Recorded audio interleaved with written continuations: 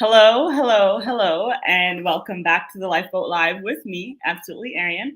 And I'm so excited to have you back here on this Thursday evening, 8:30 p.m. Eastern Time.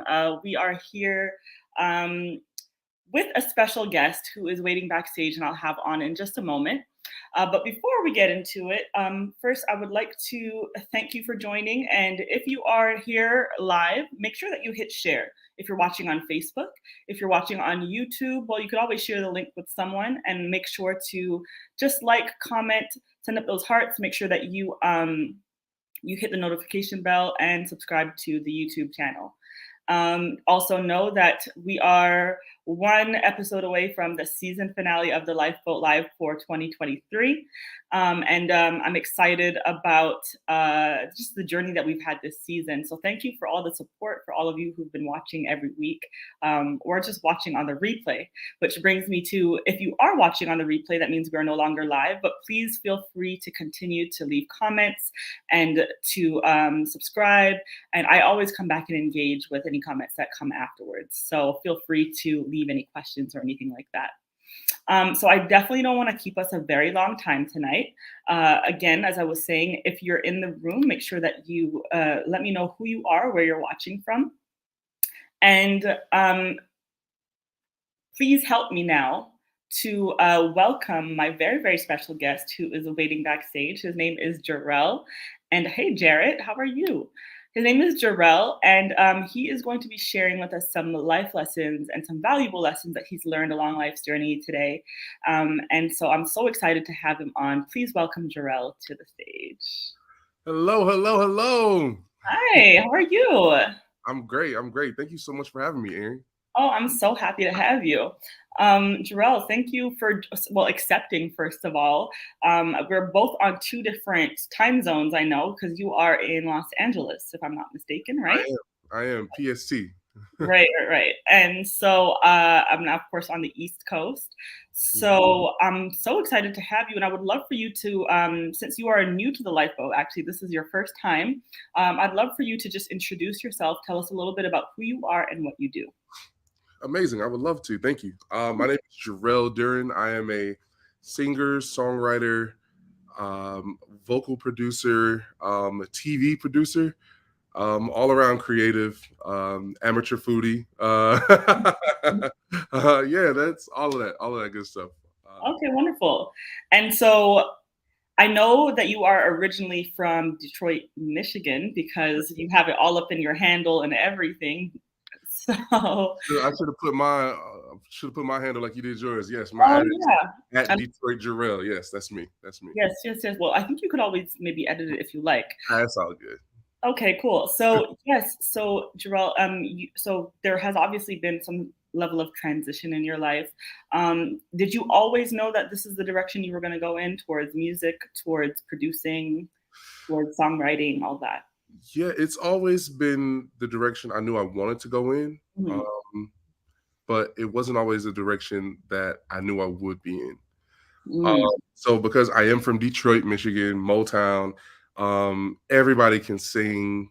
Like, it's no shortage, no lack of talent, as far as singing and creative and musicians and, all of the things that go into that, Yeah. So, especially because I grew up in church as a church kid, I always heard the best singers and, got exposed to the best music and the best musicians. So I always thought that, I wasn't really good enough. I always knew that's what I wanted to do. I wanted to be singing. I wanted to be in music. I wanted to be in that industry, the entertainment industry.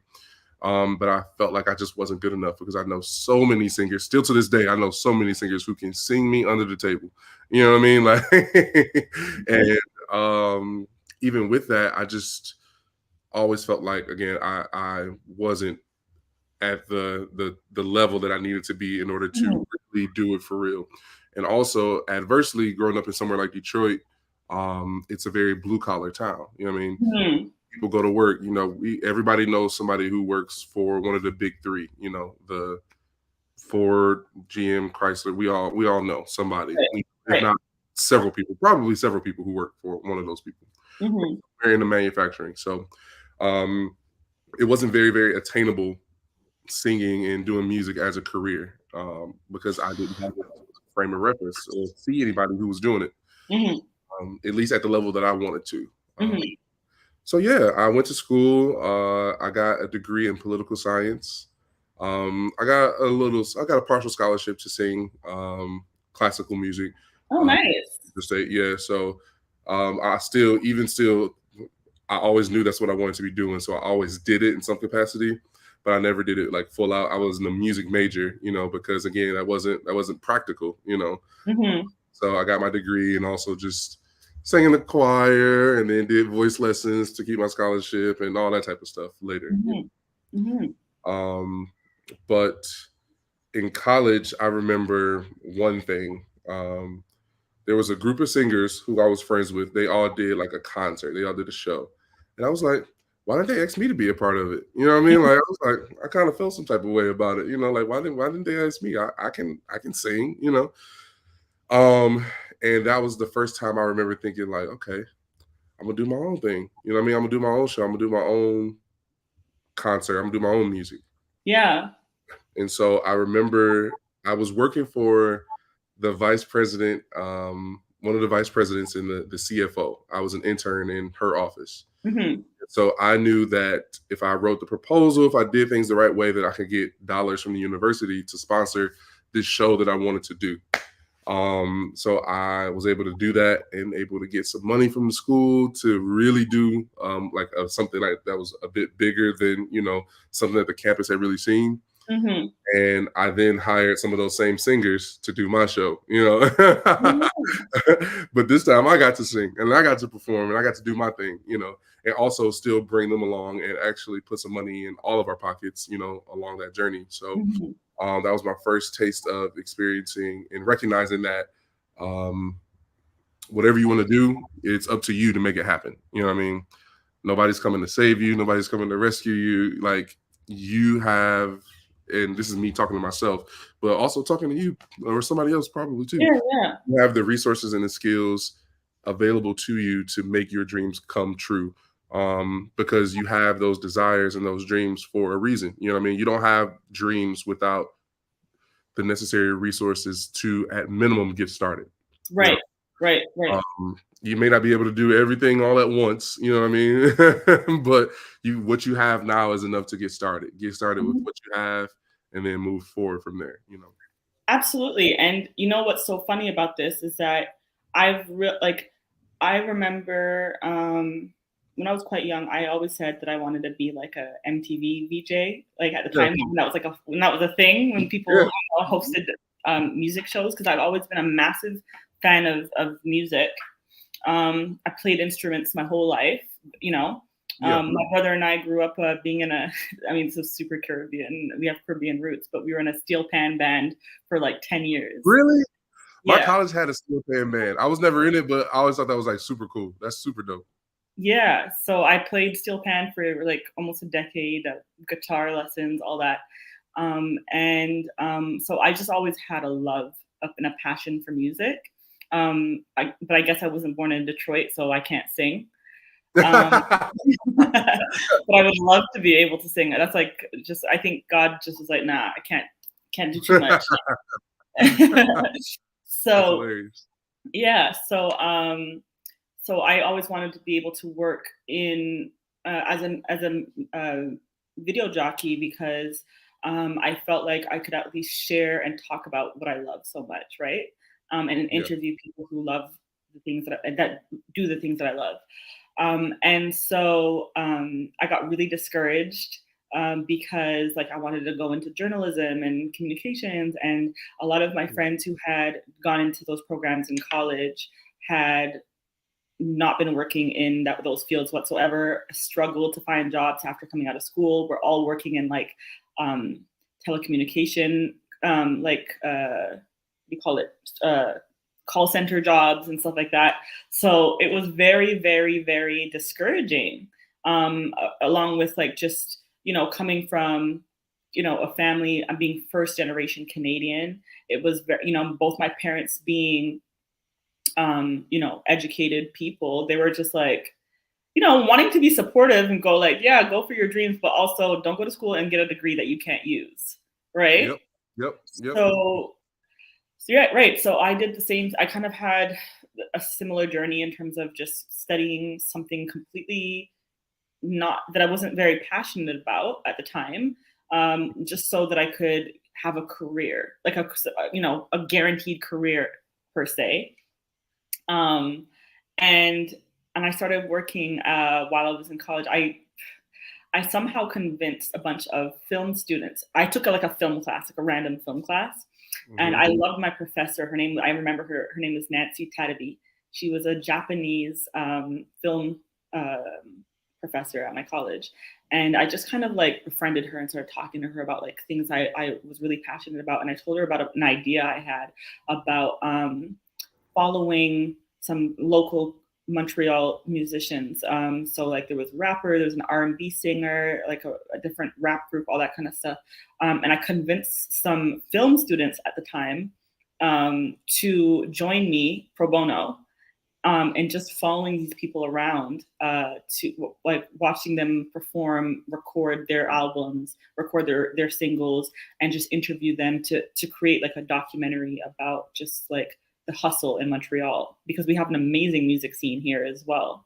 Yeah. Um, and so low key, like I wasn't a film student. I had no film experience. I just had a vision and a drive. And I went into meetings, spoke to people's managers. I was in PR. I was doing a whole bunch of stuff I had no business really doing, but somehow just from life experience, from interest, from just that one little class I took, I was able and having somewhat of a mentor to help me through. Like she gave me a bunch of release forms and all that kind of stuff that I could use. And it was like I had the best time of my life, you know. So I went on to kind of work at I worked at one of the top radio stations here in Montreal called Virgin Radio.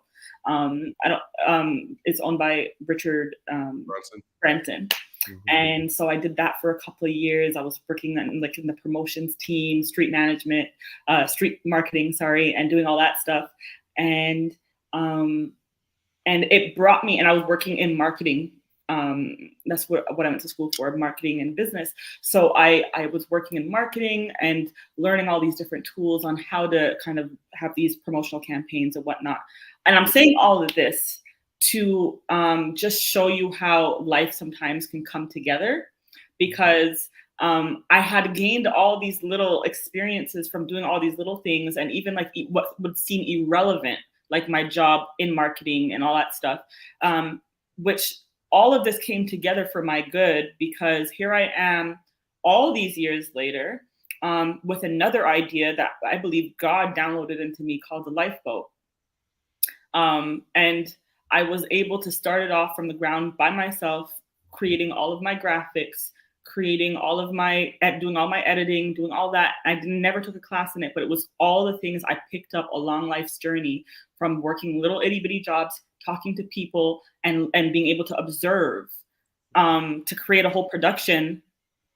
And I don't have no communication, journalism, or film degree, right? Yep. But I always was passionate and interested about it. And I'm not saying that I'm doing anything, I'm not necessarily where I want to be in terms of like my numbers and all that stuff, Yep. but I love what I'm doing, and I've been doing it for the last 4 or 5 years, and weekly faithful to it because I actually believe in what I'm doing. You know what I mean? And Absolutely. so as I hear you talk about your journey, I'm like, and then here we are, poli-sci to being a whole producer, songwriter, singer, doing all kinds of amazing things from what I see on your Instagram. So yeah. So do you think that that's kind of like the same thing that you faced, meaning that you've had different life experiences that have brought you to this very moment? Absolutely. Absolutely. I use everything. Yeah. Everything along the way. It comes back. It's useful. It's a part of your journey for a reason. So and I'll so when I was talking about being in college and doing the show, I did one, I did another one, and probably another one, and they were all successful. And then after college, I went to school in Ohio. So when I graduated from college, got my degree, I went back to Detroit, And shortly after moving back home, I started playing with a band, and we started playing different gigs, you know what I mean? And Mhm. I was able to use the skills of planning, you know what I mean, to develop that, to develop our band and have us be able to do different gigs and play different venues and do different shows. And that transitioned into me doing my own music, you know, and some of Mhm. our us doing our own music. Um, while I was still working, you know, I was working. Shout out to Ohio. I went to Central State. It's between Dayton and Cincinnati, so yeah. Shout out to Ohio. Hey, Ashley, my girl Ashley. Hey Ashley. So yeah, I was doing that, and I was working a job. I was working a 9 to 5. I was working for a Fortune 500 company. I was an analyst, and I was miserable. I was making good money, especially to be in my 20s, living in Detroit. You know what I mean? I was making good money, but I was absolutely miserable. So by Mhm. the time I've been home for a few years, I've played every venue you would want to play as a musician in Detroit. I've played all of the festivals that you would want to play in Detroit. Like I've done all of that, like all of Mhm. Mhm. it. And the job that I had was just so stressful, extremely, extremely, extremely stressful. To the point where I remember one time I was at work and I was having chest pains, and I had a group text with my mom and one of my brothers, and I was telling them like, "Y'all, I'm having chest pains." And my mom was like, "You need to go to the hospital." And I was like, "No, I got a lot of work I got to finish. Like I have to finish it, because of how the job was structured. Like I had Mhm. time frames Mhm. to be done. There were consequences for the whole entire plan. You know, if I didn't get what I needed to Mhm. get done in the same time frame." And as a grown person, I think I was like 27 maybe, or maybe Mhm. 28. And my mom pulled up to my job. At this time, I'm 28, so I have my own apartment, my own car, my own everything. Like I'm an adult, a fully formed adult. My mom Grown. literally, oh, grown. My mom Yeah. drove to my job and texted me and said, either you're coming out or I'm coming in. And my mom was like, mind you, this is a huge building, like security everywhere. I'm like, Yeah. let me get stuff because this lady is crazy. I know she'll get in here somehow. Like, and I wound up going to the hospital, and I went to the hospital. They told me they thought I tore like a muscle in my chest. Mhm. Gave me some like muscle relaxers or whatever, and I had to follow up with my primary care physician. Mhm. Um, First of all, thankfully I had health insurance. Thankfully, um, Mhm. but because it's different for us down here in the states than it I is again know. a I don't lot. understand, but I know. It's very, very, very different. Yeah. Um, but I talked to my primary care physician and I did some tests and stuff, and she told me I didn't pull a muscle after they reviewed like all of the charts and all of the X-rays and everything. She basically said like you were having a panic attack, Mhm. That's what it and sounded like just now. Yeah. yeah, like I genuinely thought I was having a heart attack. She Mhm. told me I was having a panic attack, and I'm not like a panicky person. Like I'm pretty chill. Like like to the point where people will say like, I don't know how you are so just nonchalant about this, or you know what I mean. Like I'm pretty good with handling situations. Um, and she put me on like medication for anxiety, and just it was a whole thing. And so I Yeah, kind of yeah, stepped back and was like, man, I am too young to be taking medication for a job. yeah. Mm. You know what I mean? The other Mhm. parts of my life were fine. You know what I mean? Yeah.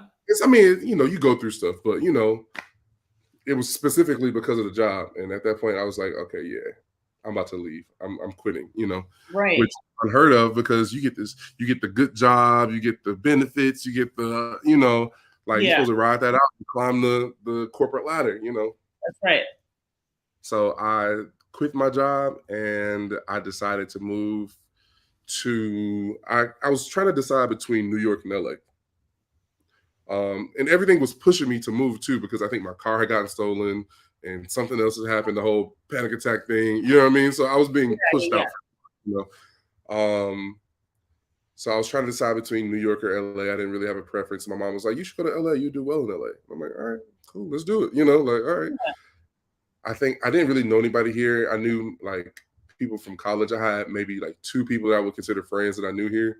yeah. Mhm. Um, I had never been to LA before, Right. so quit my job. I packed up as much as I could pack on the plane. I had like 3 bags, like 3 pieces of luggage, I should say.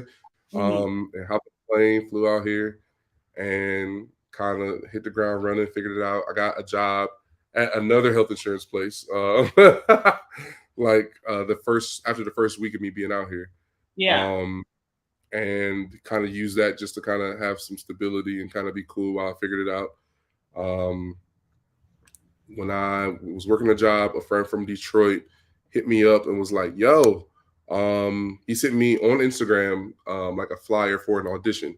Mm-hmm. Uh, I was at work and I had to submit like a song to be invited, or submit a video of me singing to be invited to the audition. Mm-hmm. So I submitted a video or submitted my page, and they invited me to the audition. It was very unclear about exactly what it was at first, but then when they invited me, they told me it was for Kanye West for his Sunday service. Okay. Um, and I was like, all right, cool. I'm at work and I need to leave. You know what I mean? Like, but I was also super nervous because like I didn't come all the way out here to work for a health insurance company. You know what I mean? Right. But this is Right. the only thing that I have that's keeping me stable, keeping me here. You know what I mean? Mm-hmm. Mm-hmm. Oof, all right, I gotta make up something. I gotta get out of here. Like I can't stay. I cannot Right. stay. You know. And by this time I had already met a few people and I had already done some cool gigs. Like I did a couple spot dates for here in LA for Childish Gambino, his Mm-hmm. This Is America tour. Okay. So I Yeah. had done that.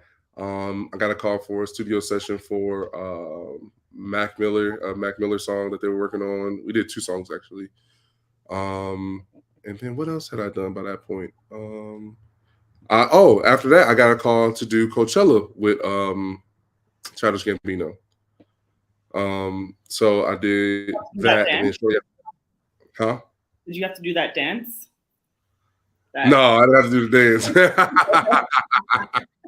Listen, if they wanted me to, I would have did it though for sure. I would Okay. have did it for sure. Yeah. But yeah, so I got the call, and then I made up some excuse to leave, and then this is a very long story. I'm gonna shorten it. Did the audition, didn't hear anything back for a couple months. Yeah. Randomly out of the blue, they shot me a text. It was like, "Are you available for rehearsals for like the full week?" Mm-hmm. Like, absolutely. Luckily, I had a boss. Actually, my boss's boss at the time was super friendly and super like willing to work with me. You know what I mean? Because he was like, "This is LA. I understand what happens here." You know what I mean? Like, and he valued me, and I felt valued. You know, Yeah. Yeah. so I was doing both. You know, like going to work early in the morning, working all day, and then leaving, and then going to rehearsals back to back to back to back to back to back to back all day. You know what I mean? And so I did that until I pretty much couldn't work the job anymore. And that's when I started the kind of entrepreneurial journey of being just a singer. You know what I mean? That was Wow. made a living. Um, and I said all of that to say that after I started the whole journey with Sunday service, it wasn't long before we were on the road and doing it in different cities and different places. And one of the places at the time, there was like a mass shooting in Ohio, Mm-hmm. and Dave Chappelle planned a block party, and he invited Kanye to come. Mm-hmm. Brought us, and Kanye wanted a bunch of singers to join us. And Mm-hmm. so at that point, the people in the organization kind of knew me and knew a bit of my history. And it was like, Jerel, you went to school in Dayton, right? I was like, yeah, I went to school right outside of Dayton. And so they pulled me in on the administrative side to kind of help plan that out and block that out, you know. And so now I'm going back to what I was doing several years prior, you know what I mean? Planning an event with singers, you know. So that's why I took the long way, but No, but that's yeah. yeah. So now I'm calling people that I have relationships with at the university, like, hey, can you help me do this? Or this is what we need.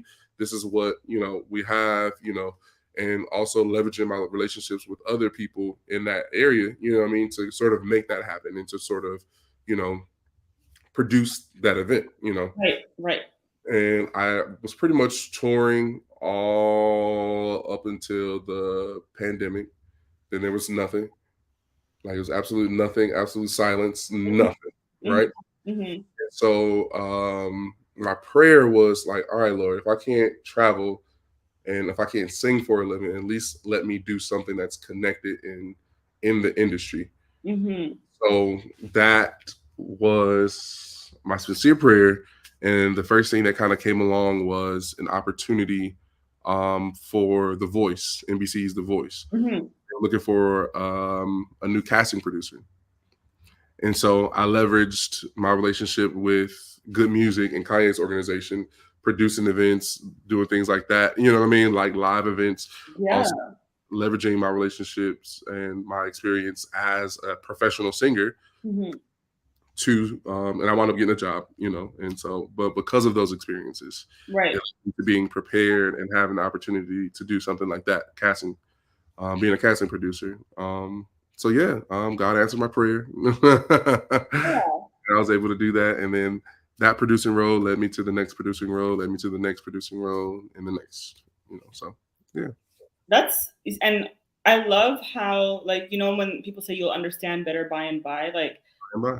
that is literally how life works. Like sometimes we just don't even understand why we're going through certain things or Mhm. why we seem to be stuck in certain seasons, not knowing that there's like lessons to be learned in that for that time, right?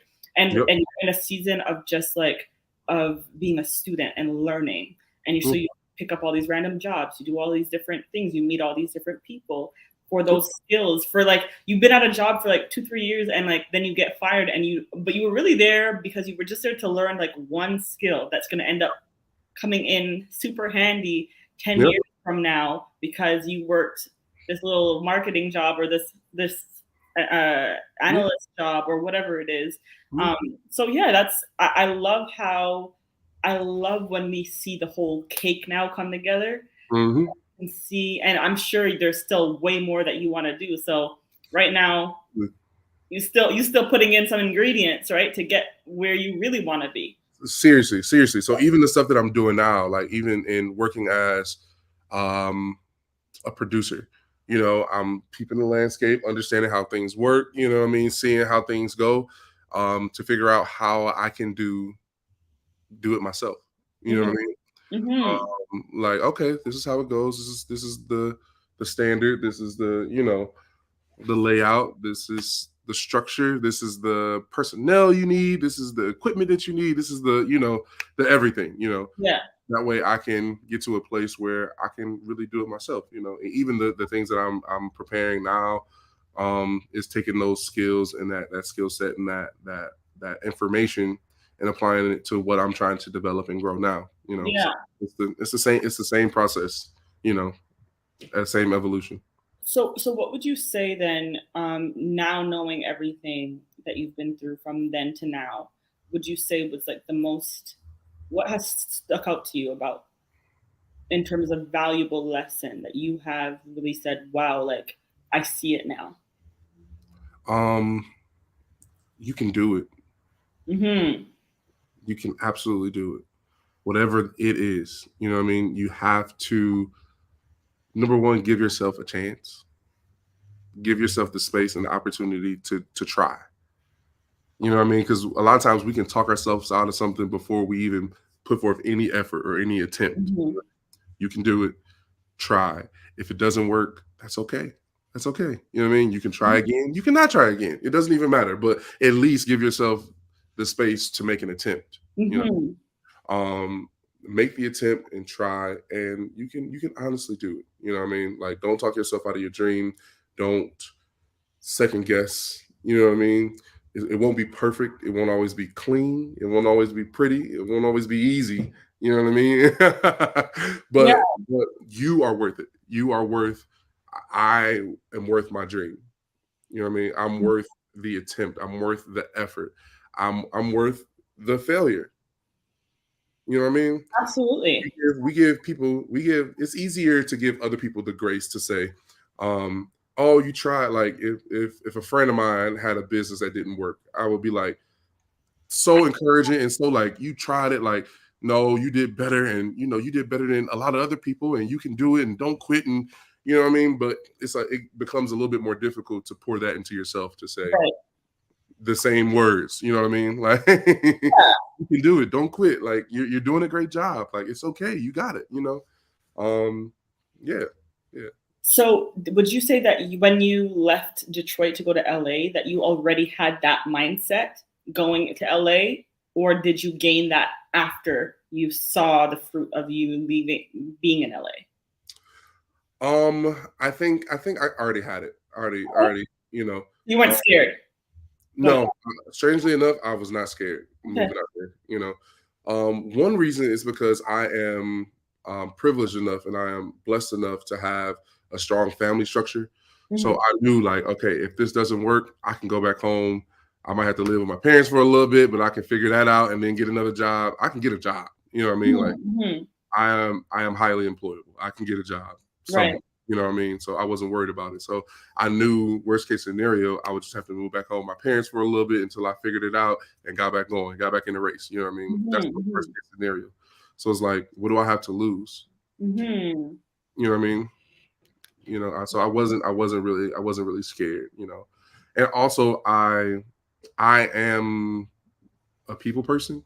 Mhm. So I wasn't worried about meeting people or anything like that. You know what I mean? Because I enjoy people. Some people are like, I don't Yeah, get myself. I'm not one of those people. Like, yeah. I enjoy being around people, having pleasant company. So I wasn't too worried. Um, and also I know I'm a hard worker. I'm about the hustle. I'm willing to make sacrifices to get what I want. Right. And a lot of people are not willing to do that. So Right. I knew that about myself. When I got out here, I um first of all, I guess I normally don't tell this, but when I first got out here, I had paid for an Airbnb for the first month, right? Yeah. So I found something. It wasn't terrible. Like it was okay. It was all right, you know. Mhm. But when I got there, I didn't realize until I got there that I had paid for a shared room. A sheer Oh. Yes. So I thought I had the apartment to myself, and I did not. There was somebody in another room, and there was strangers in the living room living. Like it was, I was like, oh hell no.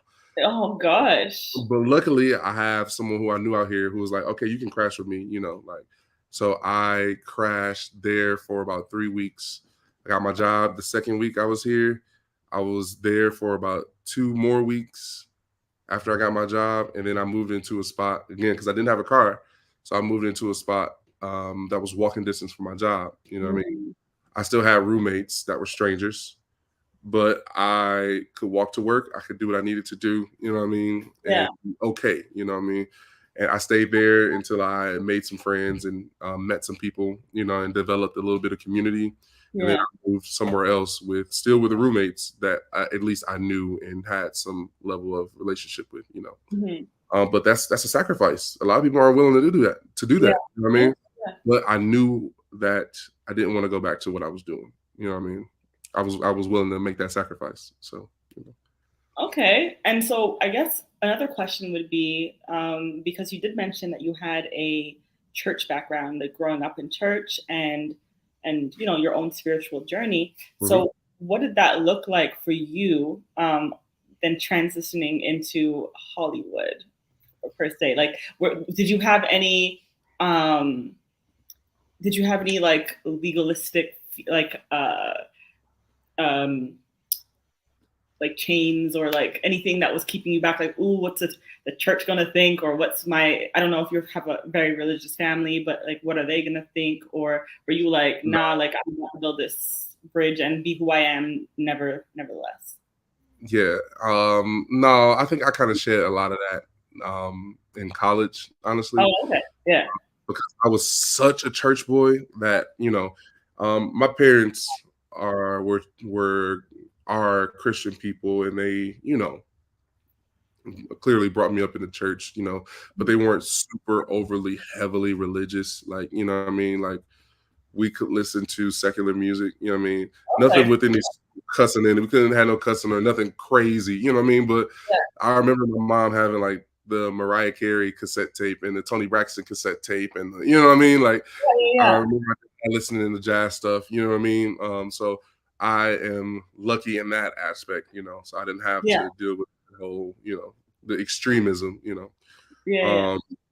Um, but even in my own walk, I kind of shed like a lot of the religious baggage, you know what I Mhm. mean? didn't feel. And honestly, just to be very, very honest and transparent, I was actually really, really tired of church. I had been burnt out. I had been kind of just over it, you know. Mhm. And I was like, okay, I think I'm all set. I think I'm all set. God, I Mhm. love you. Jesus, I love you. I love you. But I just don't want to do nothing with church because I felt used and abused, and I felt like super just over it. And what's the biggest gig that I got when I got out here? Sunday service. Like, all right, all Yeah. right. Yeah. Like, okay, all right. I get it. All right, all right. Yeah. So, Yeah. And that's the first gig you got there too, or one of the first gigs you got there too, one of right? the In first ones. the yeah, First yeah, one. yeah. Yeah. Wow. So is that still so I've seen lots of videos. Of course, I love the album. You're on that as well? Yep. The Yep. the albums? Jesus is Oh, born. Hmm. yeah, yeah, yeah. Okay, so is that still in production No, or it's not. It's not currently oh, happening right now. They do something similar or close to it with his school. He has the Donda Academy, and I think a lot of those kids kind of do something Sunday service esque, which is really cool. okay. Um, we don't do currently, we don't do like Sunday service as it was, but a lot of the singers we do contracting work for a bunch of different people still. So a lot of us work together and do a lot Mhm. of different gigs together. Yeah, Cool.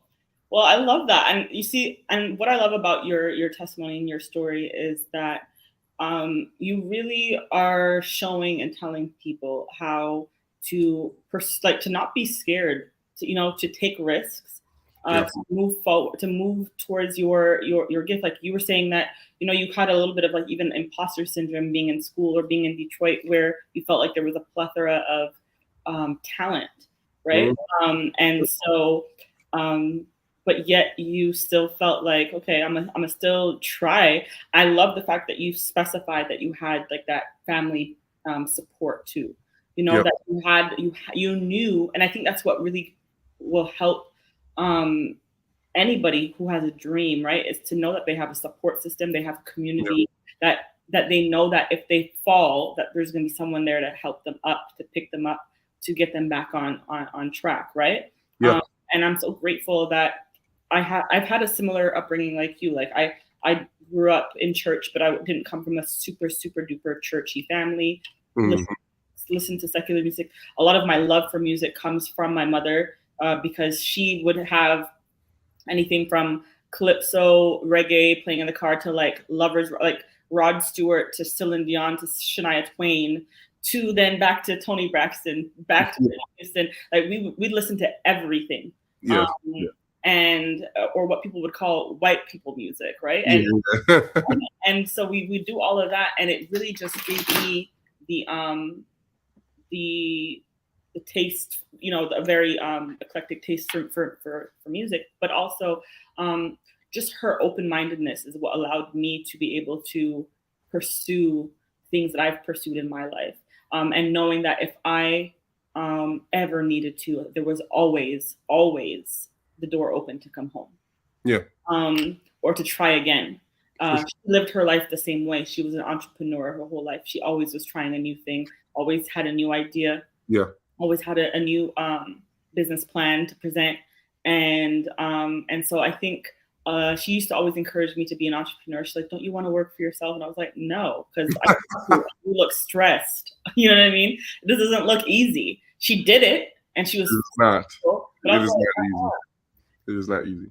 right. However, here I am now, and I've learned so much from just her own work ethic and her own tenacity, her own drive to just never stop, to never try, to never give up, and to keep trying.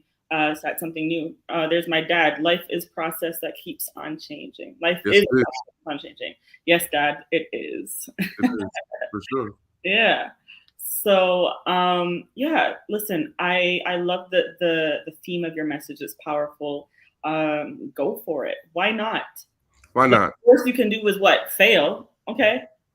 You we the Bible talks about us being a life. Excuse me. The Bible talks about us being a mist that appears and will soon vanish. Mm-hmm. We don't have a lot of time. Mm-hmm.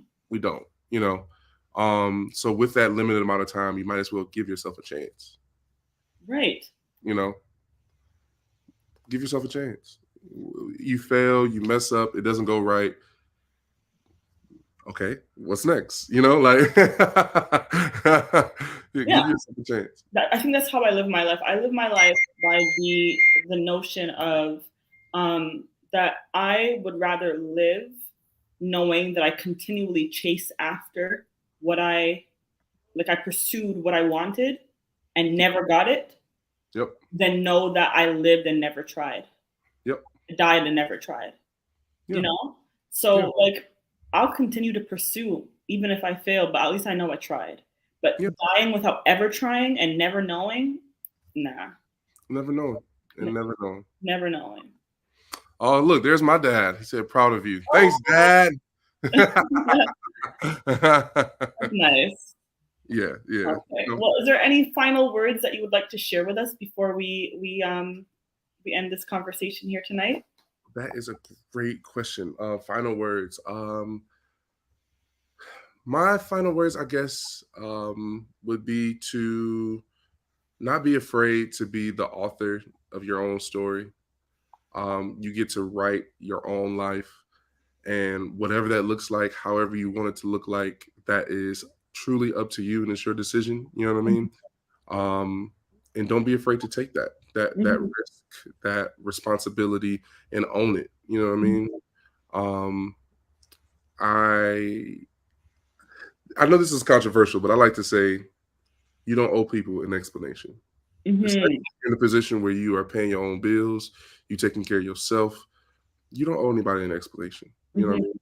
So whatever is best for you, and you know in your heart and your spirit and your mind, and the message that God has given you, you don't owe anybody an explanation, but you owe it to yourself to pursue that and give yourself a chance to live, to be happy, to see your dream, to see your life fulfilled in the way that it is already in you for it to be. So do it. I think Drake said it best. Don't ask for permission, ask for forgiveness. I'm not. Who am I asking forgiveness from? Right. That's really the thing. That, right? That's really the thing. And I guess if you are, I guess the caveats to that are like if you are married, if you are, you know what I mean, if you are, you know, of course, the situation. Okay, then you probably do owe an explanation to somebody, you know. But outside of that, you really, if you have children, you know what I mean. Yeah. You owe some accountability to those people, sure. But not everything. You know what I mean. You know, use the agency that you have to create the life that you want. Wonderful. Thank you. Yeah. Arian, thank you so much for having me. Yeah, no, it was a pleasure having you. I love your journey. It's beautiful. It's, it's trauma-free. Not everything always has to be, I'm sure you've lived through some things, but I mean, no. You know what I mean? Like you have a beautiful, like, just story of development and pursuit of happiness. And I love that. So yeah, listen, can you tell the audience, for those who are watching now and those who may be watching on the replay, first of all, if you're watching on the replay, thank you for coming. Make sure that you hit and share, like, subscribe to the YouTube channel. But if you are here watching live and you enjoy this conversation, please send up some hearts, hit some likes, leave a comment, and let Jerel know that you appreciated him sharing his life lesson with us tonight. And let us know where we can, if you have any new projects that you're working on, anything that we can support you in, drop your handle, all that, your social media handles where people can follow you, find you. I just updated it. Where is it? Okay, here we go. You can follow me on Instagram and on TikTok at Detroit Jerel. You can follow me on Facebook at Jerel Duren. That's Duren. I have some new music coming very soon. Also, my dad is in here, so we have a project that's getting ready to come out that we're going to be sharing very, very soon that we worked on together that is going to be super amazing, and I'm super, super excited about. So yeah, we're working. I have some TV shows that are coming out very soon. I believe in August, a show that I produced. It's a dating show that's going to be on Amazon. It's called Twin Love. I was a producer on that, so be looking out for that on Amazon. And we got some other stuff coming very, very, very, very, very soon. And yeah, check in with me. On my social media, I like to talk about music and music history. So come check out some of that content and have some fun with me. Wonderful. Thank you so much, Jerel. So I'm going to go ahead and put you backstage. I'll join you in a moment and I'll be able to sign off for tonight. Awesome. Thank you, guys. Thank you. All right, guys. So thank you so much for watching tonight. So this is the one of the very last episodes of this season. Next week, I have another special guest who will be on for our season finale of the Lifeboat Live of this season. If you enjoyed this conversation tonight, please make sure that you hit like, make sure that you subscribe to my YouTube channel, make sure you hit the notification bell so that you're notified every time we do go live. And also make sure to, if you haven't yet, follow me on Instagram and on my TikTok. It's the same, Absolutely Arian. And I'll be, dropping some new content as the lifeboat is off, my little motivations. So make sure that you catch those on there as well. Listen, next week is our final episode, as I aforementioned. Make sure that you are here for this. I have a very special guest. I'm so excited for you guys to see who this is, but we're going out with a bang. So make sure you join us. Thank you for who is here now, and we will see you again next week.